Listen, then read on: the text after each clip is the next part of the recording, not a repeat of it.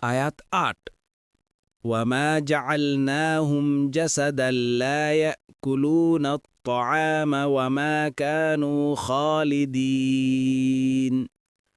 আর আমরা তাদেরকে এমন দেহ বিশিষ্ট করিনি যে তারা খাবার গ্রহণ করত না আর তারা চিরস্থানীয় ছিল না। তাফসির: এটা তাদের আরেক প্রশ্নের উত্তর। তারা বলতো যে এটা কেমন নবী হলেন যে খাওয়া দাওয়া করেন। বলা হচ্ছে যে যত নবী রাসূলই পাঠিয়েছি তারা সবাই শরীর বিশিষ্ট লোক ছিলেন, তারা খাবার খেতেন। যেমন অন্য আয়াতে আল্লাহ বলেন, আপনার আগে আমরা যে সকল রাসূল পাঠিয়েছি তারা সকলেই তো খাওয়া দাওয়া করত ও হাটে বাজারে চলাফেরা করত। এটা তাদের কোনো ক্ষতি করেনি, তাদের কোনো মানও কমায়নি।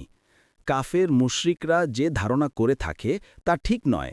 তারা বলতো, এ কেমন রাসূল যে খাওয়া দাওয়া করেন ও হাটে বাজারে চলাফেরা করেন, তার কাছে কোনো ফিরিস্তা কেন নাজিল করা হলো না যে তার সঙ্গে থাকত সতর্ককারী রূপে? অথবা তার কাছে কোনো ধনভাণ্ডার এসে পড়ল না কেন? অথবা তার একটি বাগান নেই কেন যা থেকে সে খেত? জালিমরা আরও বলে, তোমরা তো এক জাদুগ্রস্ত ব্যক্তিরই অনুসরণ করছ। সূরা আল ফুরকান ৭-৮। ইবনে কাসির।